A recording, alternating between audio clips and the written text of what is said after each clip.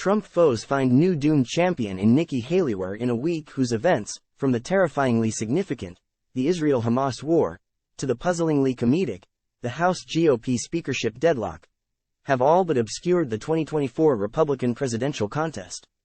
But there have been a couple of newsworthy developments. First, frontrunner Donald Trump keeps making crazy remarks, most recently calling the terrorist group Hezbollah very smart, that give his rivals hope that the GOP electorate will reconsider its current determination to give the former president a third straight nomination.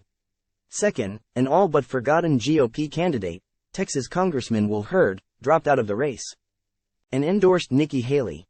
Normally an endorsement from someone like Hurd wouldn't amount to a hill of beans. The most notable thing about his candidacy was that his hostility to Trump led him to refuse the RNC's loyalty pledge requirement for participating in 2 debates he wasn't going to qualify for in any event. But it arrives at a moment when Haley is hovering on the edge of marginal relevance in the GOP contest. After 2 creditable debate performances and amid the growing realization among anti-Trump Republicans that Ron DeSantis is not wearing well on voters, Haley has risen in both national and early state polls to a position challenging the Florida governor. That is not to say, however, that she represents a serious challenge to Trump. In the national Real Clear Politics polling averages, Haley is now in a reasonably solid third place at 7.3% while DeSantis is at 12.8%. From a momentum perspective, she's probably at her all-time peak, while RDS is near his all-time low. None of the other candidates seem to have shown much progress since Vivek Ramaswamy's brief late summer surge subsided. There are 2 early states, moreover, where Haley is now ahead of DeSantis. New Hampshire, where RCP shows her at 14.2% as opposed to DeSantis's 10.4%, and her own home state of South Carolina, where she's at 15.3% and RDS is at 11.3%. Unfortunately for Haley, she is still significantly trailing DeSantis in Iowa, the first state to vote. He's at 17.3% in the RCP averages while she's at 9.5%.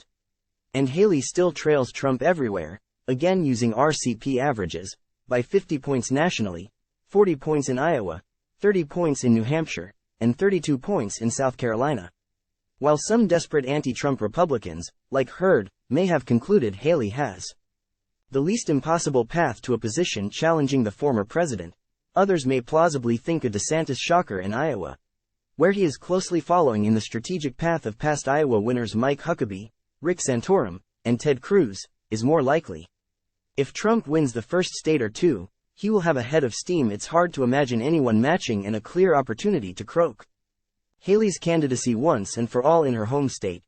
In his Wall Street Journal op-ed endorsing Haley, Hurd doesn't so much praise her as dismiss DeSantis and argue for a much smaller field, saying, "The time is now.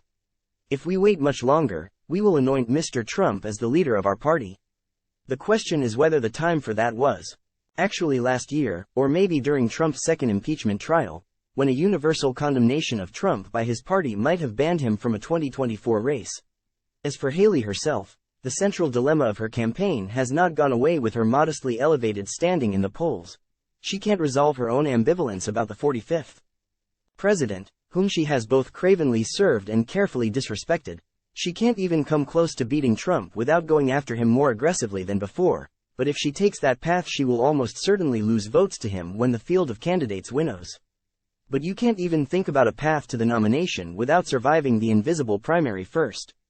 If Haley does that, then maybe she is worth seriously considering as a presidential candidate rather than just the symbolic champion of her party's losing faction.